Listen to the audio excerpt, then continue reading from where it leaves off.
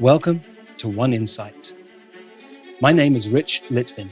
I grew up in London and I now live in LA.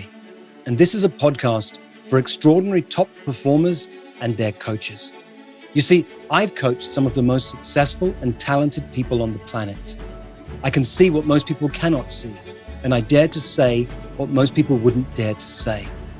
And what I know about success is that on the other side of it, it can be incredibly lonely. You can feel more of an imposter the more successful you become.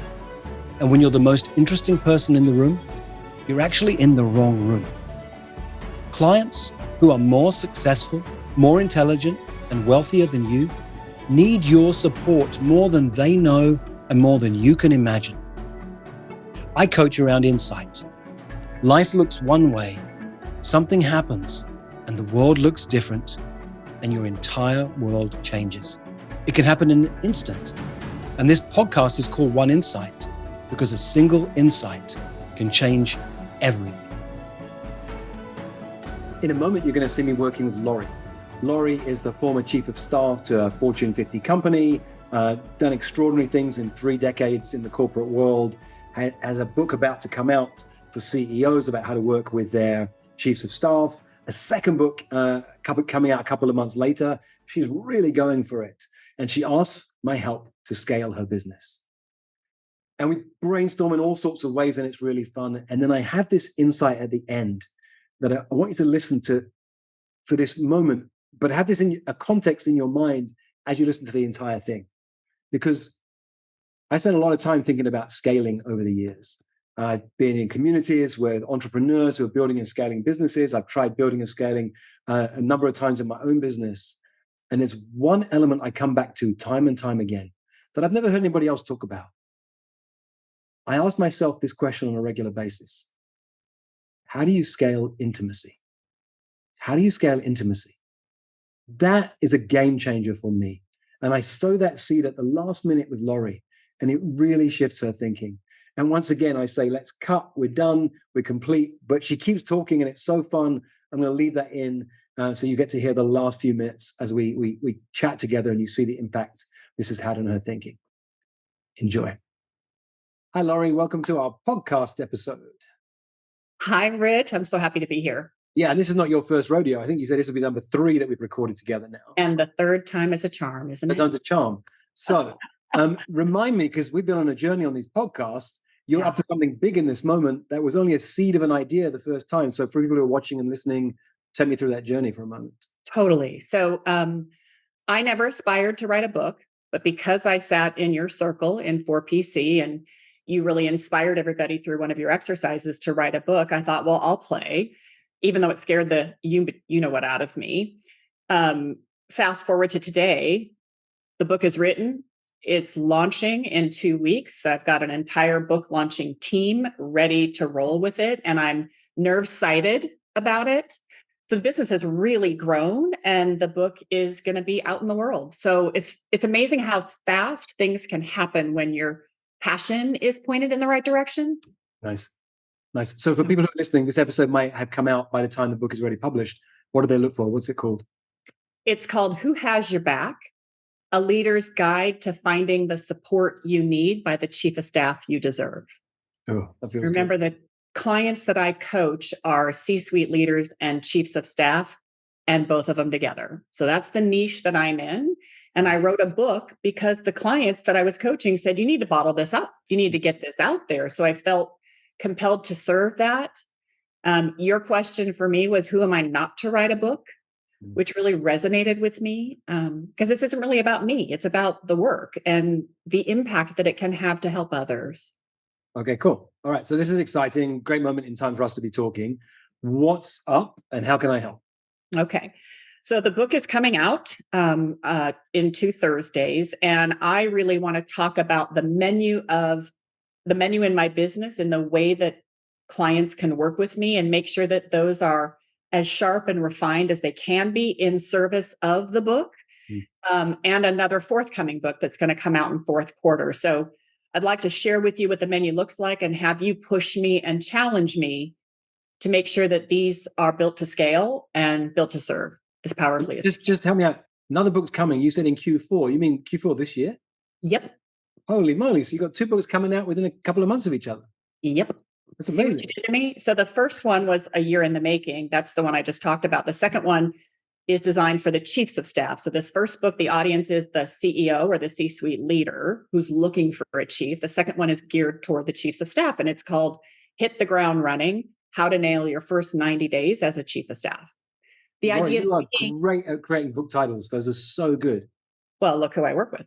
The idea is that they can either sell independently or they sell together because they serve the dynamic relationship between the pair. Yeah, that's so good. I can see that being a great, I think the mistake that many coaches make when they try and write a book is they have this dream of, I'll be a best-selling author and it will go to tens of hundreds of thousands of people. It's very rare that actually happens. For me, a book is always, it's a great way for clients to get to know me and me to get to know them. So it starts a relationship. And I can see the way you're nodding, like you get that. I could see I you. totally get it. This could be a gift package that goes in the mail to certain people. It's very cool.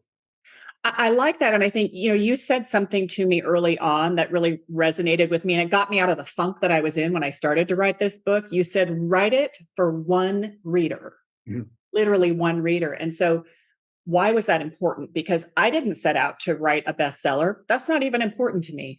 I want the work to get out into the world and have it drive impact. If that's one person, great. Yeah. If that's a lot more than one person, even better. But I never had those grandiose ideas drive me. In fact, that got in my way. So yes, I feel better, like my words will flow better when I'm writing it to one person. That's beautiful. Can I throw an idea into the mix? Please. You got a book launch, you'll do all the stuff to launch the book. But there'll come a moment when you've done all that stuff, the book is out there, the testimonials are coming in. And I have this idea for you of, probably not you, maybe your assistant, keeping an eye on the media and noticing, oh, there's a new CEO in this company. There's a new chief of staff just been appointed to this company. And there's a beautiful package that arrives in the mail, handwritten on it for the attention, personal and confidential attention of so-and-so. And inside is a handwritten card. Congratulations on getting your new job as chief of staff to so-and-so. Here's a book for you and another book for your CEO, your boss, or the other way around. And probably even a post-it note on a particular page saying, you don't even need to read the whole book. I wrote this chapter for you. Love that. Yes, I think it feels so genuine to do that too, because that's exactly who this book is for and who it will serve. Thank you for that idea. I will definitely put a pin in that one. Yeah. Super, super helpful. So right now, it's very clear who I serve. I feel like I could use your coaching and advice on the menu of offers that I have in my business. So I'd like to just share them with you at a high level. And then I'd love to have your coaching to push me, think about scaling them, think about making sure that they're sharp. And I don't want to compromise the 3 months of vacation that you challenged me to build into my chapter 2. And I am really holding onto that one tightly because I've never done that before. Nice. So I want to build it to grow and to scale, but not to take up more of my time in this chapter of life. Yeah. So there are 3 ways that clients work with me. I have one-on-one clients. My full roster is about 12 of them at any given time. The second way people work with me is through a group setting. And in fact, Daniel helped me rename it. I have a trademark called Chief Space, where I coach chiefs of staff to help them kill it and reach their peak for their leader. He challenged me to call it the Chief Space Boardroom. And I have a structure around it that I'd like to test on you today. And the third way that people work with me is C-suite leader and chief of staff together in the same engagement.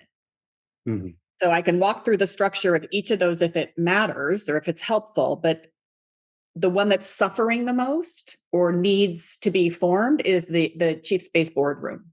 Okay.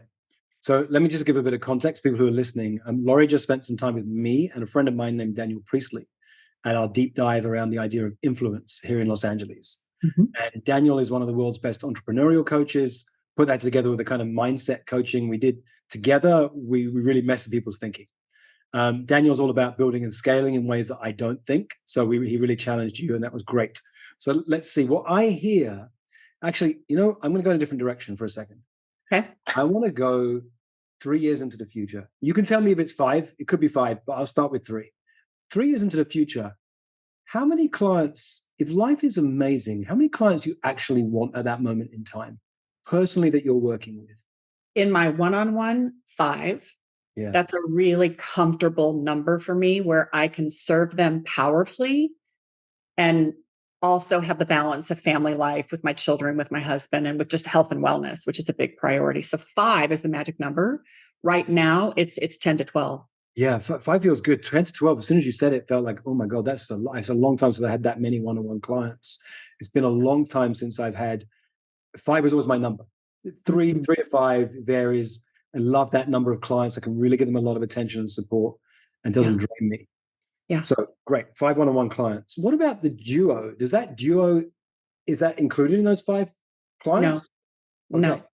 So the ramp, it's called ramp, RAMP, Relationship Amplified. Mm-hmm. And it's with the C-suite leader and the chief together. Mm-hmm. That is structured to work with the leaders for a period of 5 months, mm-hmm. where the entire agenda is bespoke and designed around what that leader needs to accomplish and drive in the next 5 months. So I ignite the relationship, and really it's very outcome based. So it's about what do you want to accomplish, and it's priced based on them getting there. And so I really help ignite both of them to reach their peak as leaders and chiefs mm-hmm. toward that agenda. And so that's pretty high flame. I meet with the leader once a month and the chief twice a month, and we scorecard the heck out of the work that needs to be done. And there's a lot of measurement and outcome. How many duos could you take on at any time? 5. So you could have 5 duos and 5 one-on-one clients at the same time. That's right. Yep. That would feel great. Yep. Okay. The 3 months of vacation, is that 3 months over the entire year or 3 months in the summer? Not consecutively. No, it's once in first quarter, once in the summer, and once at the holidays. Mm-hmm. Nice. I love it. Do you want to work 5 days a week? No, I want to take 1 Friday off every month. So that's 12 Fridays a year. Why not 2? Good question. Because I'm taking 3 months off a year and I'm really letting that sink in and land, like it's not going to be negotiable. It's important. I feel like 2 Fridays is a little too much. Like, let me get the 3 months down. And then if I can weave in 2 Fridays, great. But look, I'm not known for taking vacation. I'm the one with the phone by the pool. And I'm really working on changing that. So that's why I'm pushing you, just so you know. I appreciate it. I have never demonstrated success in this space, ever. And so, I'd like this to be attainable, because if it's not attainable, it's just another thing I'm going to whip myself with because I didn't achieve it. Mm-hmm. Okay. Oh, I'll pause that. I could go deeper, but I won't for this moment. No, go for it. Let's do it. Well, let me come from a different angle for a second. You have this great business where you have 5 one-on-one clients, 5 duos. You take 3 months off a year. Yeah. How do you feel as you imagine that right now? In control. I feel in the flow. Yeah. I feel like I'm spending my time doing work that I love, that's relevant and driving impact. So it's deeply fulfilling when I'm in that view. Yeah. Yeah. What would be interesting to add into the mix? Would you be interested to add some paid speaking gigs to the mix? No. And I'll tell you why. Because I have found that when I do paid speaking gigs, and I did 5 last year, which I was honored to do, and they were lovely, but they required a lot of energy and work. Mm-hmm. And I found that it was taking away the time of serving my clients. So while I was grateful for the opportunity, I thought to myself, what's a better way to get the message on a stage without it all being on my shoulders? So I pivoted to fireside chats. Mm-hmm. Podcasts where I can still talk about the work, but in a way that doesn't require a lot of heavy lifting ahead of time. Yes. So that's where I'm at with it. Mhm. on that topic. Yeah. Well, so let me ask you about that, because you said fireside chat. That can be a paid speaking gig. You just let them know. Totally. Yes. So if Yes. anyone's listening, let me just explain what that means. There are some people who like to be speakers on a stage. You've got to do a lot of preparation and be ready to do your speech. But a fireside chat, you say, hey, this is how I work, to the person who's booking you. I will sit in a comfy chair. I need a really great moderator who can field questions from the audience, and I'll take any question on any topic. And it's a beautiful way in a very relaxed setting, and it's very, very engaging because the audience are a big part of it. Yeah. And I think what I'd love to play with is what, maybe I create those fireside chats where I'm the moderator. Mhm. I think I can be a participant, certainly driving, my subject matter expertise in the space, albeit, through the leader's lens or the chief's lens or both. But it would be interesting for me to think about what talk can I produce Mhm. and curate and bring all the right people to the fireside chat where, again, I'm the moderator. That might be something fun to consider. Yes. Okay. So we're playing right now. Yeah. So now let's talk about what you're calling this group program, the Chief Space Boardroom. Yeah. What does the boardroom look like? So let me throw some models. Oh, actually, tell me what you got first. I saw the way you nodded. I'll give you the from to. So when I built Chief Space years ago, and I have coached several different cohorts, it's a small, high flame, exclusive set of chiefs that have no coaching in their lives. Chiefs, it's a very lonely role and there's not a lot of peers. So they come together in my small community. I coach them, I teach them what's most important to know in a chief role and then how to go deliver on that. So it's a combination of coaching and exercises and peer community and challenges and whatnot. That required a lot of heavy lifting for me in preparation for that. Mm. And so I'd like to change the model. I'm changing the model to be less about the teaching and more about the coaching, to call upon my subject matter expertise and build it so that it's less a 4-month program, but it's more an annual sort of recurring stream. This was Daniel's idea. So I want to play with the idea of having a boardroom. Think of it literally happening in a boardroom, right? That there's 10 or 15 chiefs that I've carefully curated to become a member of the Chief Space Boardroom for a year. And they get a combination of coaching, the peer community, tools, techniques, new technology, things that can be used in the chief role today, like AI, right? Things that will help them soar that they can't go learn elsewhere, but that day that we have once a month, for example, together is so high flame and prepares them so well to do their job that they wouldn't have it any other way. I'm kind of playing and talking out loud here, but my vision is that it's more of a boardroom one-day meeting that they wouldn't miss. So this sounds a bit like the EO model, Entrepreneurs Organization. Yeah, it could be. Yeah, Visted. Yes. They also actually use the term boardroom. So I would come along because actually I like the fact that the thing about very successful leaders that most people don't understand is the less time you offer them, the more intriguing it is to them because they haven't got much time. So if you say this is a 6-month coaching program with coaching every single week, meetings twice a month, you might get a lot less than if you said there's a boardroom situation and it happens once a month. Right. That's right. That's more enrolling for me because I'm a very busy person. Well, and what I envision, this is where I want to play a little bit, is I envision that this is something that the CEO would want their chief to become a member of, that's the support structure or the professional development, if you will, that comes with getting the chief role. Like it's one of the most important roles in a company. They're assisting the person who's got to drive the impact, deliver to the board, deliver to the investors. Like it's not a little job. So it's what you just said is very key. I want to catch the language of this. Please. One of the things you have to say to these leaders is you have to ask them a question. And the question is something like this. Other than you, who is the single most important person in this company? Yeah. Yeah. And it doesn't matter who they say, they're probably not going to say their chief of staff. And that's when you have to shake them up and have them go, no. You might think it's your head of finances or head of operations.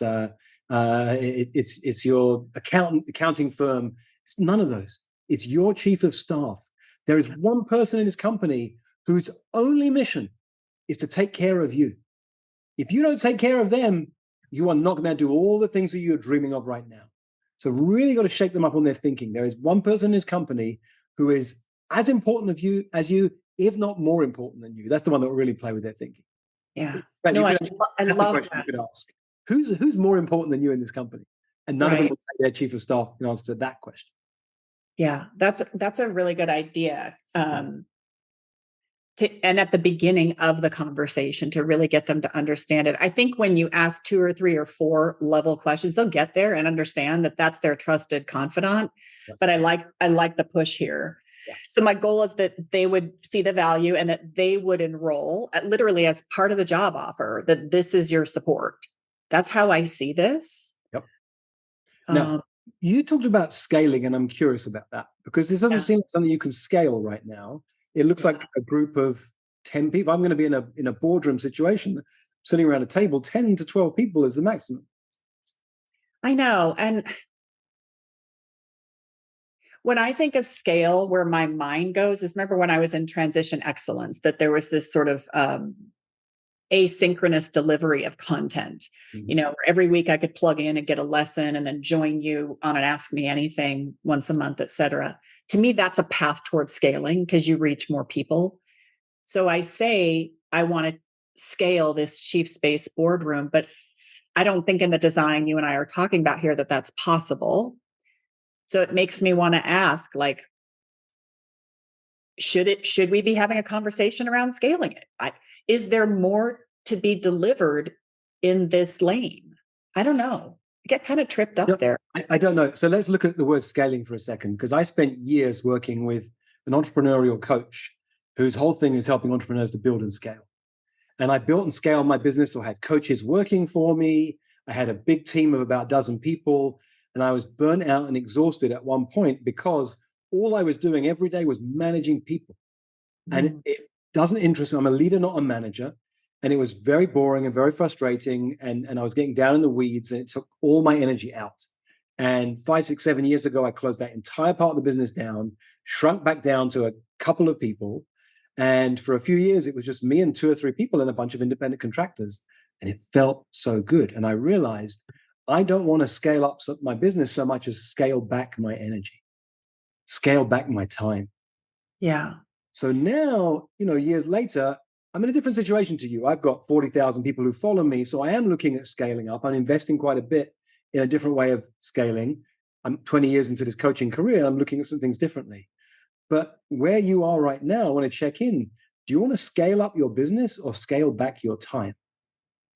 I think it's the latter. So I really appreciate the distinction, because I sit here and play with the word scale, but at the same time, because it's a sexy word, right? And I have a lot to offer, but I also think it's going to come with a cost to my health and wellness, to my family time, which I'm not willing to deprioritize. So maybe this is really helpful, because I think what I'm coming to terms with here is that maybe scaling isn't the plan, but creating a deep, rich, continued boutique practice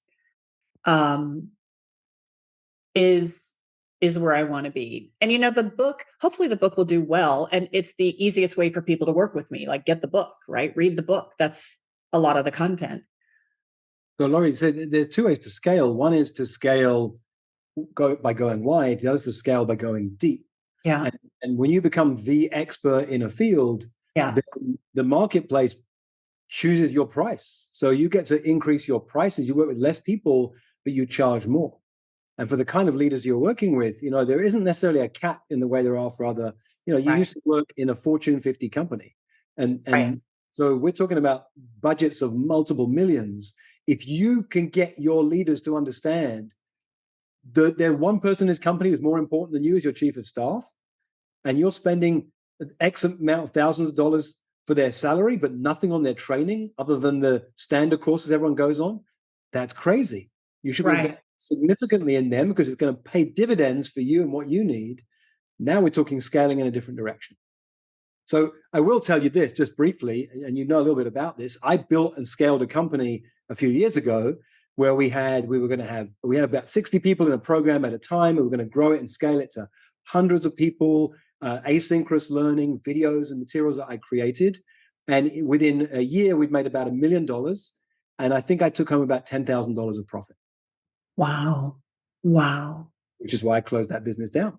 It was very complex, and Facebook changed their algorithm, and this thing happens, and it was very hard to build a business that scale. Look, some people do it; it's their thing.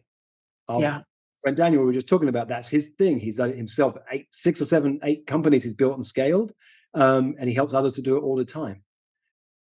I'm interested in doing it. I'm intrigued. I'm playing in a new way right now, but I've also seen how hard it can be. Yeah. No, this feels like the permission slip I've been looking for, not to scale, or actually to redefine scale. I think for me, it's deep. I think that's a really helpful distinction. I'll give you another distinction around scaling that I think might be interesting. What if you had a virtual boardroom and an in-person boardroom? You live in Europe? And I price it differently. Right. Wait, hang on a second. I didn't say price it differently. Oh. Wait a minute. You live in Europe and you'd love to be in my boardroom, but you can't fly to be here, 3 or 4 times a year. I do have a virtual boardroom. Now, I want to play with your thinking. Yeah, most people would assume, well, if it's virtual, then I'd pay less. But I would ask, why?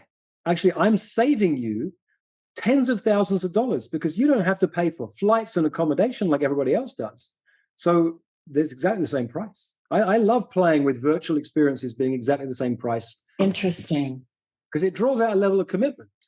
Otherwise, it's the cheap virtual thing. I'll show up to come to some of the sessions. No. It's, let's say, $15,000 to be in the boardroom. It's $15,000 to whether you do it if you join the virtual program. Well, Laurie, why is it less? Well, A, you're saving tens of thousands of dollars in money, flights, accommodation, and so on. You're saving hundreds of hours of time by not having to travel. And so it's a massive saving for you.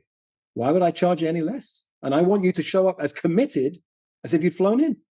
So that's why it's the same price. How would you guide me on how big should the boardroom be? Well, I would say, to start with, at least a boardroom. What's that, 10, 12 people max? 10, 12, 15 people. Yeah.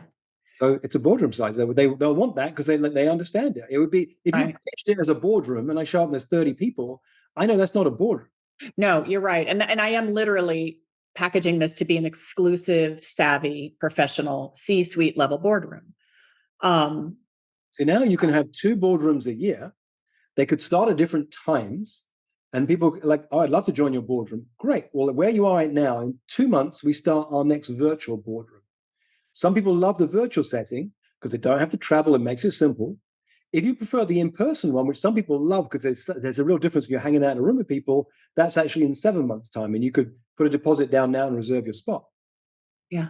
But you're constantly enrolling for 2 different ones, which means you don't have to do that kind of spike of sales like, oh my God, I've got to hustle to try and fill this program. Now it closes for another year. There's 2 a year. You're in this cycle constantly of, oh yeah, if you don't start in this one, there's another one in a few months' time. Yeah, I think that's a really good idea. And they're both designed for chiefs that are either soon to be a chief or they're a chief, in their first year, learning to really refine their performance and the impact that they can have. It is not for a seasoned chief who is looking for their next gig. So I would have to really carefully literally curate like you do your community, this community. Would you suggest that there's some communication to all of them in between each session, like a community would have? Well, you know what I do in my community. I do not use Facebook. I have a big Facebook group, which is fun, but that's for people who don't really know me, have not spent money with me. Mm-hmm. People who spent money with me, minimum 15 grand and above, they can come into my Mighty Networks group. Mighty Networks is one of there's several apps these days. But there I can curate a community and be really clear about how we can connect with each other. In fact, this morning you said to me, I'm doing my book launch, and I said, hey, why don't you post it there, not just to the members of 4PC, but all my other clients are there too, and say, hey, would you like to come in on the back side of a book launch, see how it's done? And then if you're interested, love to have you help me promote it. You could. And that was brilliant because I did that, and I've already got a flood of people who were so thrilled with that invitation. It sounds like they've got book desires under their. Love it. So look, you're part of my community, and they're great people. Once you start to curate that, and you can decide what you do. You could say, this is what I do. What most people do is like, well, you're out of money, you finish your payments, you leave this program and you're done. For my high-end clients, I let them stay in my online community. So there were members of Project Kairos from 7 cohorts back who are part of that, members of 4PC from 5 years back who you can connect with in my Mighty Networks group. And what's nice about that is some of those previous members watch what's happening, see the energy, and come back. And then, yeah, that's great. Yeah, yeah. Even if they don't come back, I can show people in some of my lower price groups the caliber of people who are in my higher price groups. They're surrounded by fascinating people. How would you guide me to determining the investment for being in a chief space boardroom seat? Great. I have a piece of proprietary software to create that precise number. The algorithm I use is called Make Shit Up. That's really sophisticated, Rich. Very sophisticated. But the truth is, it's all made up, and we forget that. We walk into a restaurant, we buy a steak, we think that's the price. Somebody made that up because that same steak could be $5 more, $50 more, depending where you are. Same for a car. People make stuff up, and we forget. So you get to make this up. Now, okay. I mean, I think I say for you, I like the premise of in a world where everyone else goes in this direction, I'm pointing downwards, that when you start to go the other direction, upwards to higher prices, it filters out people who are not your people. Right. Right. I mean, and right now people pay, I think $15,000 to be a part of Chief Space. So it feels like a comfortable, they're getting $15,000 out of it for sure. So, hang on a second. If they're only getting $15,000 out of it, you got to check yourself, because you said they're getting $15,000 out of it. I'm sure the premise you should have is they're getting 10 times the amount of money that they're paying. Now, I have no doubt that's true. I'm checking your language, not the results. Yeah, I appreciate that. What I mean is, I have had a tremendous amount of feedback after the course that it was that pricing was never an issue. I never had that resistance. So what I meant was, that's not an obstacle. I think they're telling me they're getting the value out of it, and I think 15 grand is a minimal investment. What's the average kind of salary for a chief?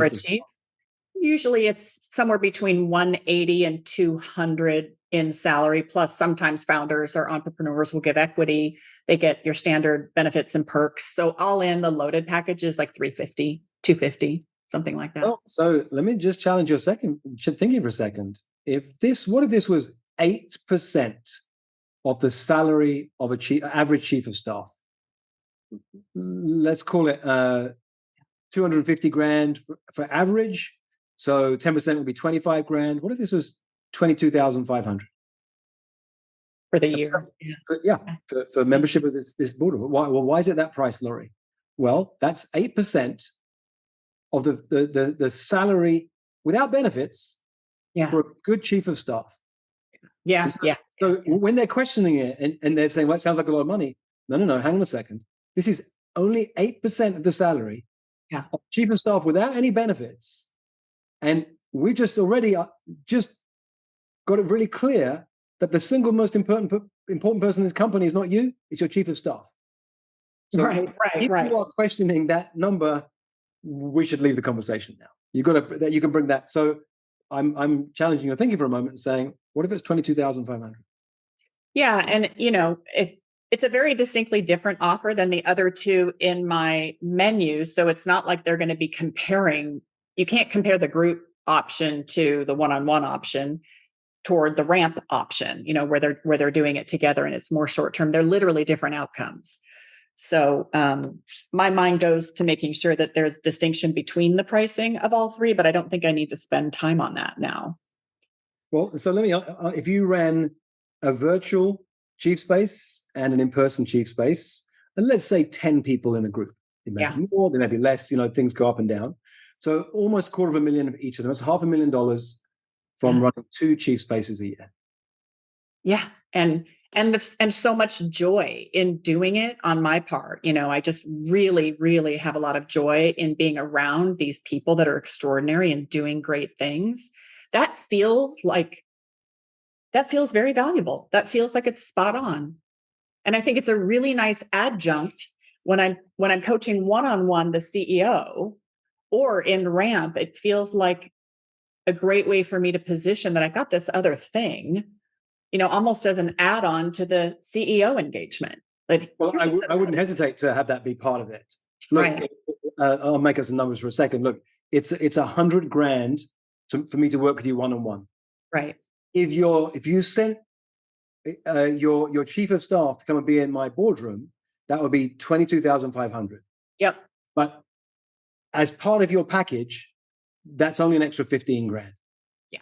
Yeah. So 115,000 you get. I'm working with you and your chief. Yep. Yep. I think that's wonderful. And I'm big on testing and learning and experimenting, like try it both ways. I love to play like this and just have the stimulation to just beat things up and see what this could look like. It can be kind of isolating, when you're a coach and you're in your own boutique business. So this is so helpful. So helpful. Look, that's why you're in 4PC. That's why I created 4PC. Yeah. That's why you're creating the boardroom. Because I can imagine that being the chief of staff is incredibly lonely. You are a confidant to the single most important person in the company, which means you cannot tell a living soul what you are hearing almost every day. That's right. You have to be there for them, taking care of them, looking out for them. And who's got your back? That's right. That's right. And that's on my marketing. Who's got your back? Right. So just realized the title of your book. Really on the marketing. So I think that just feels like the right time to refine these things because the book's coming out, the next one's coming out, and I'm, showing up as a subject matter expert on the topic, which is such an honor. That I just want to be. I want the business to be ready to serve when the interest comes. Awesome. So here's what you need to do. You need to grab a whiteboard and map out on the whiteboard with some squares. So empty squares. So one-on-one clients, there are spaces for 5 clients. 3 of them are filled right now. So you fill in those 3 boxes. Mm-hmm. And I can see now there's 2 spots available. Mm-hmm. For the duo, there are 5 spots. I have 1 of them filled right now, and there are 4 empty spots right now. Mm-hmm. And for Chief Space, the virtual one launches in January of next year, and the in-person one launches in April of next year. And there are currently 10 spots available in each. Mm-hmm. And that's great. That's really great. Yeah, I think, and starting to market that now while the book happens, I think that's when there's a ripe audience to talk about these things and build it up. Yeah. So do you have the ability to put this information in the book? Not at this stage, no. I mean, it's printed and done. Is it printed on demand? Let me ask you a question, though. How would you do that? Well, so I'll answer my question first, then I'll answer yours. Is it print on demand? Yes. Well, with print on demand, you can change it in an instant. And just add a segment in the back? Yeah. So you can add a segment with a QR code, which says, scan this, and you'll get a bunch of resources that will help you. And when they go to that page, of course, you can update that page anytime you want. So all you need is to add a single QR code, maybe 2, one at the beginning, one at the end. I've created a bunch of resources for you. And the moment they click on that QR code and it takes you to a website, there should be a video of you that pops up immediately. Hi, I'm Laurie Aaron. I'm glad you're here. And I know the reason you're here is because you read my book or you bought the book. And there's 2 distinctions I want to teach you in the next 60 seconds. Something that really grabs them, they know they're short and sweet. And now you're in. Now you're starting a relationship. Yeah. And I think that's where I can mention, the value of one-on-one coaching and the value of the Chief Space boardroom if they need, support on there. Maybe I can, let me play with that. Because maybe if it's as easy as doing a QR code, that's just plugging that in and I could create the video before the 26th. Yeah. So I wouldn't put all this into the video because then you're selling the first time you meet them. What you might have, do you have a scorecard that goes with this book? I do. Yeah. Oh, that's like click on this QR, go to this QR code or go to this URL and take the Chief Space scorecard. Yeah. Everyone will say a scorecard. We'll give you an assessment of where you are now, and it will give you the clues for where you need to be, what you need to do to where you want to go where you want to go in the next couple of years. Okay, great. You're enrolling in a scorecard. From the scorecard, as you get the data in, you look at it and go, oh my God, this person's got 10 out of 10 in almost every category. I'm going to call them personally. This person's a 2 out of 10 in most categories. Great. I'll put them into my email sequence. They can get my newsletter. This person's a 7. I'm going to send them a private personal email from me saying, hey, it's Laurie here, and start a conversation. So you have that ability with the back end of the scorecard, and you can have it be automated, but you can also be very personal.